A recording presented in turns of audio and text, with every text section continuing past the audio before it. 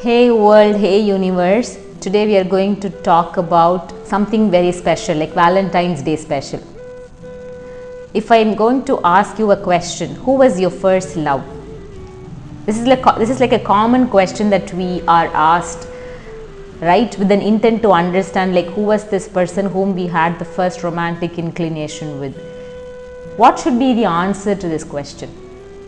Many a times when we want to sort of accomplish something and we are not able to achieve that goal or target, what do we say to ourselves?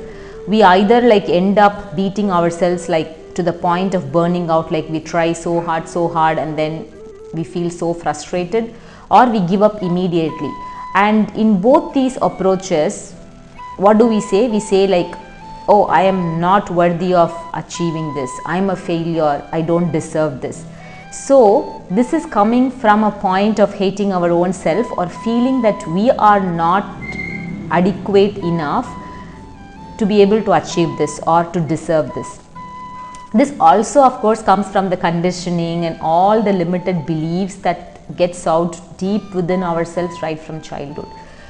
Especially we are living in a world where people are very insensitive to others' emotions, which will also push us towards such belief of like hate and disbelief rather than cultivating hope.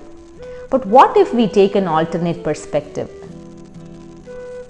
What if we, if this answer to this question, who is your first love, and if that answer is it's me first, I am my first love, what if we take that approach? I'm sure that there are miracles that are lying ahead, and this is what I'm going to share with you today. I'm going to talk about self-love or self-compassion. Now, how did I get to understand this? Little bit history first. Okay, let's take a very common and most relatable example so that we all first get to understand that this is like a part and parcel of our everyday life. This whole thing of self-hate. Okay. Earlier, when I started on with my fitness journey, I was all focused at looking better, as most of us usually try to do. We'll try to look better. So when I would go and look into this mirror, or when I go to the fitness center and I see people who are super fit and strong and thin, then I would feel very frustrated that I do not have the body that they have. And when I work out also, this frustration is there inside. Oh, I just want to look like this person, I want to look like that person, and I would work from that place of I'm not like worthy enough, I'm not looking good enough, and then there was like so much frustration going on within. And usually you will have cheat days when you have these fitness regimen, like days wherein you are allowed to eat that little scoop of ice cream or chocolate or whatever it is. Even on these cheat days, I would feel frustrated that I end up overeating and overindulging in all these like these little things that's supposed to like go only like very little inside your mouth. Then later, when I reflected onto this whole behavior of mine, suddenly as I was reading and reflecting, and then why am I really doing this? And then I understood the reason for my frustration, because I was exercising out of self-hate and more like a behavior of like self-loathing, because I was frustrated with the way I looked, and I never understood that the true purpose of exercise was to feel good within, because feeling good can happen anytime, whether you're obese, you are overweight, you're underweight, you look thin, you look irrespective of your skin color, you look plump or you look whatever.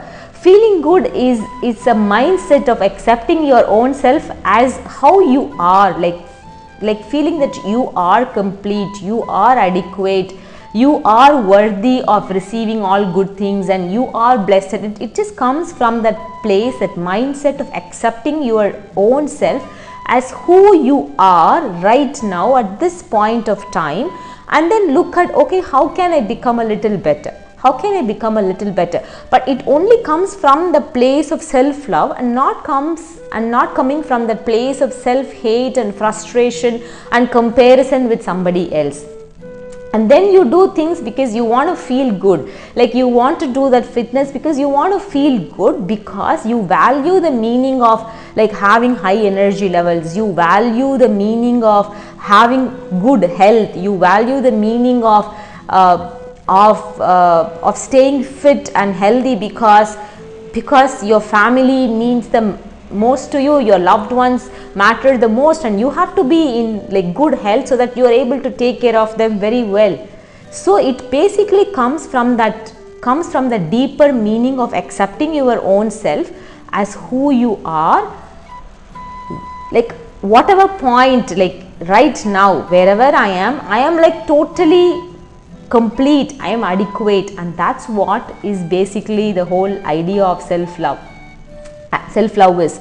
So I use the word self-compassion, like I said we're going to talk about self-compassion. So first let's look at the word compassion, okay, because I want to use the word compassion more than love. It's a much more deeper word, compassion.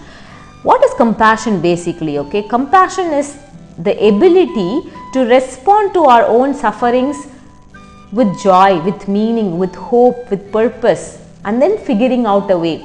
Because all of us face some sort of a suffering day in and day out. Like I guess Mahatma said it, pain is inevitable but suffering is optional. But we keep expecting things, like we either wish for certain things to happen certain way, we want relationships to behave a certain way, and when these expectations fail, then we suffer deep within. Or when we suddenly face an illness, like, or when our loved ones face an illness, or when the whole world is chaotic, we suffer so deep within. But there is a higher meaning to all this suffering, which is to find meaning out of the suffering. Once you come out of the suffering, you find more joy, you find meaning, you find hope, you find purpose. Even as you're going through the suffering, you are deeply contemplating about, okay, so why am I really suffering? What am I learning through this suffering?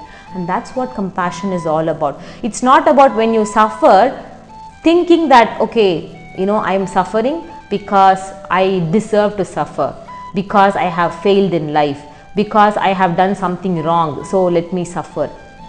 But rather looking at, okay, what is this suffering here for? What is it here to teach me? How can I find meaning? How can I find joy? How can I find purpose? Or even when you see some loved ones suffer, how do you provide them with that hope and meaning so that they are able to come out of that suffering much more stronger? Because we are going to go through life with obstacles after obstacles. That's what life is all about, right? It's facing these adventures, it's facing these sufferings, and then coming out victoriously. I mean, that's where the whole idea of meaning in life lies. Like Viktor Frankl puts it, like you find meaning through these sufferings. And that's what is compassion all about. It's about finding meaning, hope, joy, and purpose through all the suffering. As we go through the suffering, still being able to love our own self, and that's what is compassion is all about. Now coming to the word self, I said self-compassion, right? What is this self? When I say self, I'm not talking about your name tag, I'm not talking about the education, I'm not talking about the assets that you have, I'm not talking about your accomplishments, I am not talking about the bank balance or skin color or any identity that the world has given you or you have gained out of your own wish and will and then your desire. When I say self, I mean it's beyond all these ego's identity, because ego always wants to get pampered, and so it looks for something, and so it gets something, and it always, it's a play, it's an ego's play. But what I mean by self is that magnificent nature which is true, which is our true self, that's so deep within, which is not limited by any of these identities. And as you go very deeper within your own self, in your contemplative like meditation or silence or any practice, or just sit quiet for just 10 seconds and then look at, oh, what is this thing that's deep within me that's guiding me through, then you will know that you are whole, you are complete, you are adequate without any of these identities. And you also know it is the same thing that is present in the other person. So we are all part of the same true essence, that magnificent essence, and that's what is the self I'm talking about. I'm not representing the ego's play here. So the moment you understand this true deep essence that is present within, which is not limited by ego's identity, automatically you will start to love yourself, you will start to nurture yourself, you will start to look at your own self with so much deeper compassion, And the moment you operate from this point of self-love and you look at like life, it will definitely be much more like joyful, meaningful, and you will find more hope in, like, even when you suffer, even when you are suffering, even when you are in deep pain, but you look at all this from this point of self-love, self-compassion, then life is definitely much more meaningful. So I'm going to continue on to the next episode about some of the myths around self-compassion, why it is so difficult to love our own self, and then I'm also going to talk about some tips as how we can encourage this practice of self-love. And in the meanwhile, you can think about who is your first love and change the whole perspective of you being your first love, and share again your thoughts about this particular topic. And until I see you in the next episode, signing off with, of course, infinite love, with both compassion for my own self and for all my fellow soulmates here, gratitude and bliss. This is yours, Riz. Let the soul speak.